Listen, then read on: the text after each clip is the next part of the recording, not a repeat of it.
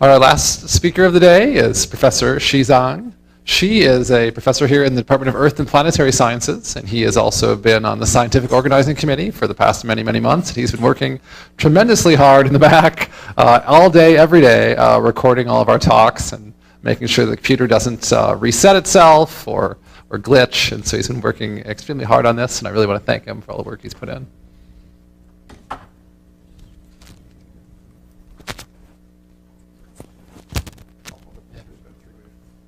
I promise. Yeah.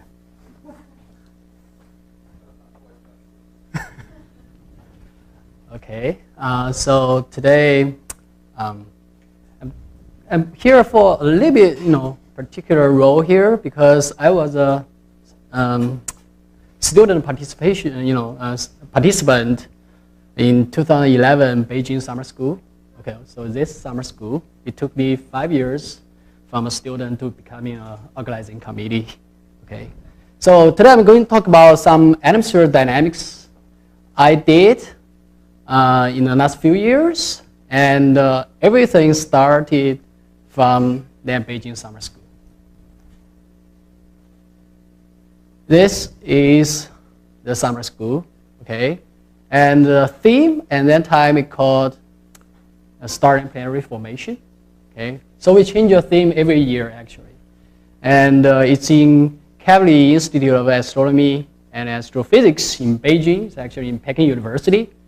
It's a little bit late, but roughly at the same time in the summer. Okay, in 2011, and at that time we call it ICMA. Now we change it to Kavli Summer School now. Okay, here's a good picture.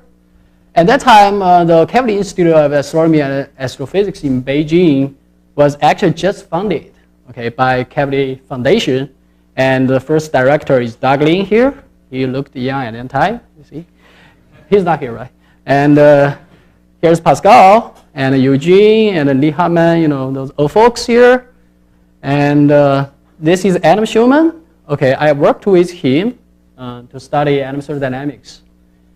And somehow, I didn't, learn atmospheric dynamics, and then, before that. At that time, I was like third-year grad student, and I was doing photochemical simulations for Titan and Venus, and studying some like radio transfer projects.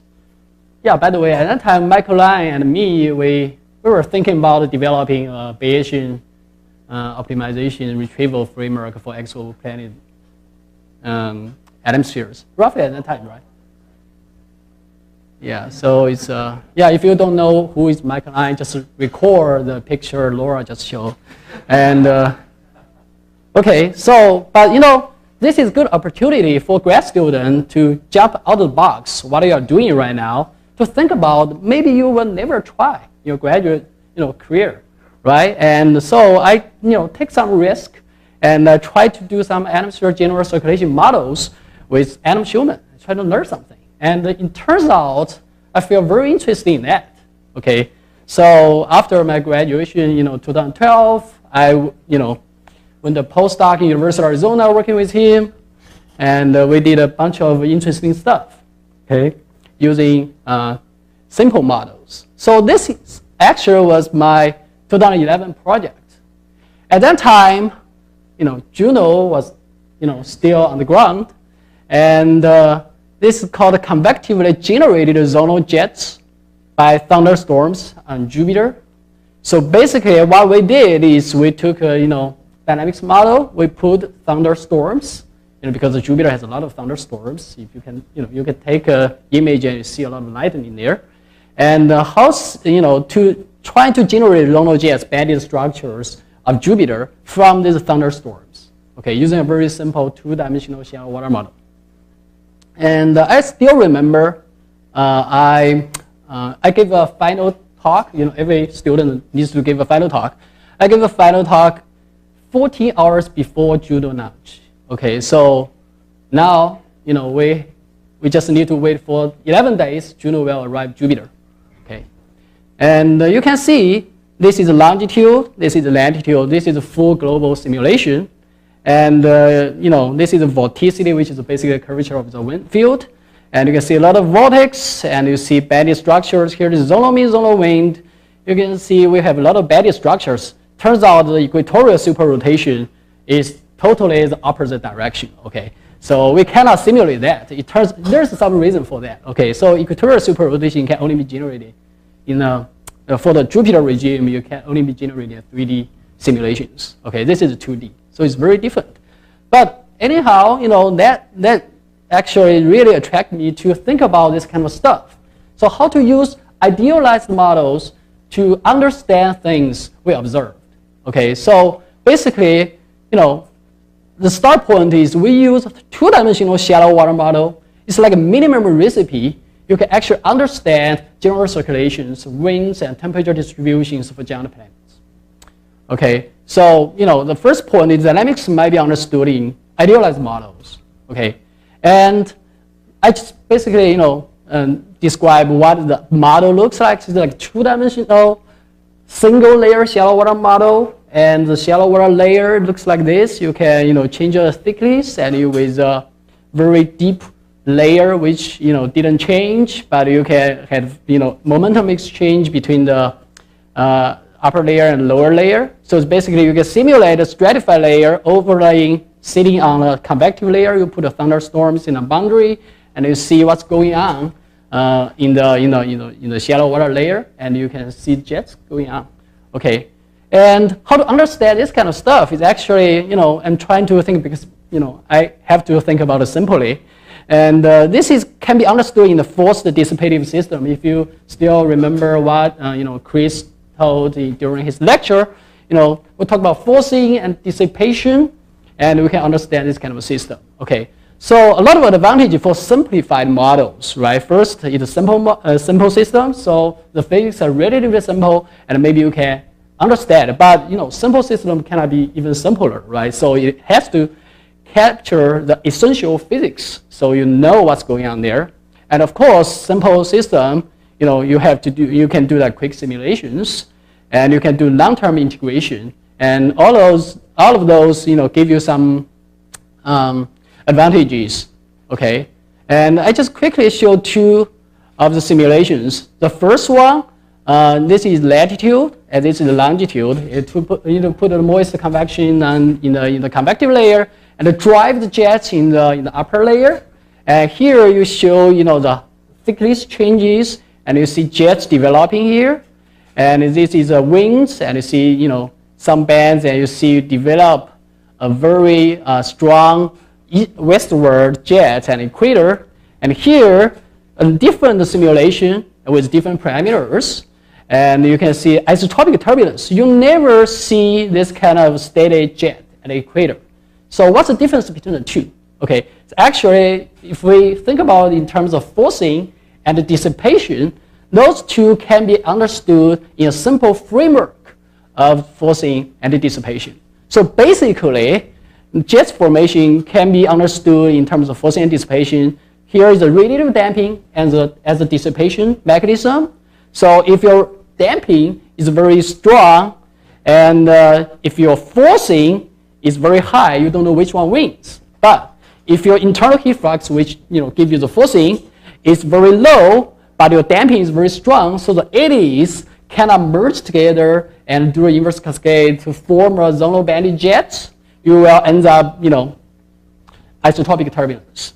On the other hand, if you have high energy input rate, and the radiative damping is relatively weak, so those eddies and those turbulence, in the 2D system, they actually tend to have time to interact, and those eddy mean interaction can accelerate the zonal flows, and you have this kind of banded structures. Those are very simple. Okay, not 3D but 2D, but you can this is a very basic geofluid dynamics point of view in terms of the inverse cascade in the 2D system. But although this framework is simple, you can still think about how to apply to the real world. For example, when you think about brown dwarfs and Jupiter, Jupiter has a low energy input rate. Jupiter is colder, right? And brown dwarfs, for example, M dwarfs, L dwarfs, or T dwarfs, those dwarfs are hotter than Jupiter. Maybe you will have more internal flux, right? It's hotter, emission more flux, and you have strong convection from interiors. And in terms of radiative damping, if you have a larger temperature, of course, the radiative damping is strong, right? So it turns out you don't know which one wins, right? Here, would you have jet, but you don't know, right? Because Jupiter is in this regime, but Jupiter is also in this regime, okay? The M dwarf or L dwarf in this regime, but L dwarf is also in this regime. This is a big question mark. So we take advantage to do like 2D modeling. You can do statistics, right? And you can run a bunch of models. You can run hundreds of models of those kind of stuff by changing your energy input rate from a bottom. And also change your relaxation type, in the upper tier. All of this kind of stuff is very idealized, but I can give you some hint. It turns out that for the first time we realize that there is a strong boundary between the isotropic turbulence like flow versus the zonal jet flow. Okay, it's very sharp boundary there. It turns out if you still recall what I said here, if you have a strong damping and a low internal flux, you will end up in the isotropic turbulence. So you expect this regime like this. Okay. So Jupiter is definitely in this regime because we observe that. But for brown dwarfs, we don't know. Okay, because we need observations to estimate the relaxation type and energy input rate. Okay, so brown dwarf, whether it's more Jupiter-like or whether it's more like isotopic eddies, we still don't know. Okay, what we can observe right now for brown dwarfs is actually the light curve variations. Okay, so for simple 2D shallow warmer model, you can integrate for a long time, so you can see this kind of integrated flux proxy changes with time, and this variation is about like 5%. Of course, it depends on your parameter, but this something is related to what we have observed for brown dwarf light curve variations. Okay, so this is an interesting scenario to think about. Maybe you can understand light curve variations in terms of a very simple model. Okay, so as Nora just mentioned that we have like 3D stuff now, so we have to think about 3D, right? So what is the minimum recipe for 3D atmosphere, right? I have to think about first, we need a good forcing pattern. Okay, not too complicated. If you put clouds everywhere, it's too complicated. Okay, and you have a linear relaxation. So, and put a linear friction. Very simple. Can we still understand the problem? Okay, for tidally locked planet, can we understand this? And can we solve it on the back of the envelope? Okay, actually sounds like a mission impossible, and it took almost several years in Schumann Group to develop this framework. Okay, first it's actually done by Dennis Becker, another 2011 summer school project. Okay, people derived this for 2D system, and then Ted sitting here and do it in the regimes, and finally we figure out maybe we can unify them together and achieve an analytic solution from first principle. And you can predict what the temperature difference between day side and night side and wind speed on hot Jupiters. Okay, so of course there are some assumptions, but this is very useful for people who don't want to run 3D general circulation models, right? And we are going to test how good is compared with different simulations, right? This is what it looks like. I didn't tune any parameter, okay? But it turns out this is temperature contrast, this is wind speed, this is equatorial jet width, and this is jet core pressure. Everything actually roughly fitting well. Okay, so in principle, maybe you can actually done this kind of stuff on on the back of an envelope and compare with complicated 3D simulations.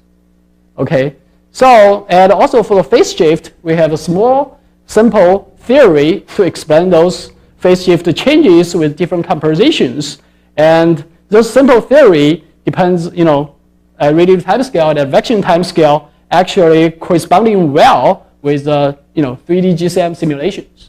So actually, I think this is good theory, and we can predict this kind of stuff for observers and people do retrievals, you don't need to run GCF, right?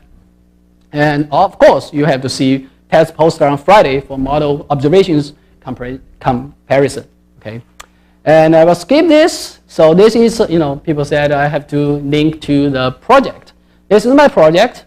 And the influence of planetary obliquity of atmospheric dynamics on non-synchronized exoplanets. So basically, we know the planet, all of the planets in solar system except Jupiter have significant planetary obliquity. And we know due to tidal forcing and tidal relaxation, and this hot Jupiter might have zero obliquity. But if it's far from the central star, you may have significant obliquity. Okay, so can we actually observe that? If there's no moon system, how do you observe a spin axis of of a planet? I think atmosphere circulation may give you the hint, right? So, but first we have to understand what is atmosphere circulation looks like, what is the temperature pattern, what is the wind pattern looks like when you tilt the planet. Okay, so this is a project, and again, I'm going to proposing minimal recipe, okay, a very good forcing pattern varying with time obliquity, linear relaxation, linear friction, and zero eccentricity so far. Okay, and we can see what we can achieve when we tilt the planet.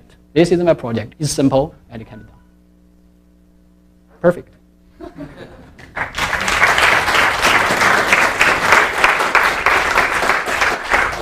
Pascal? It's not a real temperature because I don't have temperature there, but I can use a layer thickness to represent the temperature. Because the shallow water model, can be derived from 3D isentropic. No, I don't do segmented. That's too complicated. Okay, I just do layer thickness, integrate the layer thickness over the sphere and see what's changing.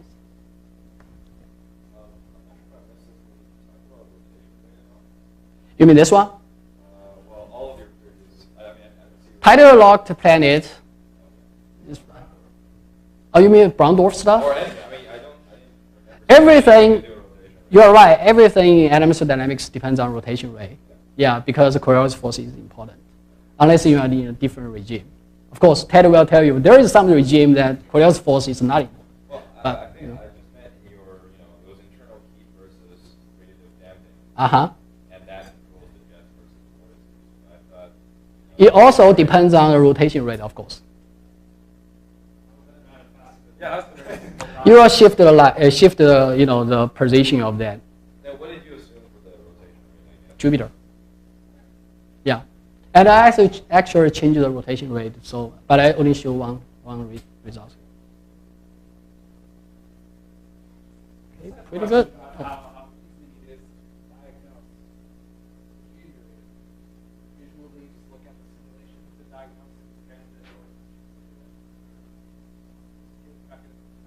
You mean for brown dwarfs? I use zonal wind, zonal mean, zonal wind, compared with standard deviation of the eddies. So if the zonal mean, zonal wind exceeded the eddies, that means there is a band structure because the mean flow is larger than the eddies. Sure.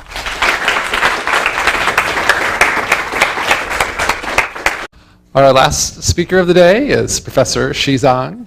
She is a professor here in the Department of Earth and Planetary Sciences, and he has also been on the Scientific Organizing Committee for the past many, many months. He's been working tremendously hard in the back all day, every day, recording all of our talks and making sure the computer doesn't reset itself or glitch. And so he's been working extremely hard on this, and I really want to thank him for all the work he's put in.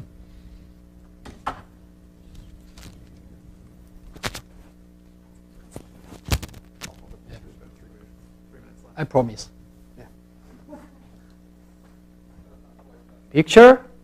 At that time, the Kavli Institute of Astronomy and Astrophysics in Beijing was actually just founded, okay, by Kavli Foundation, and the first director is Doug Lin here. He looked young at that time. You see, he's not here, right?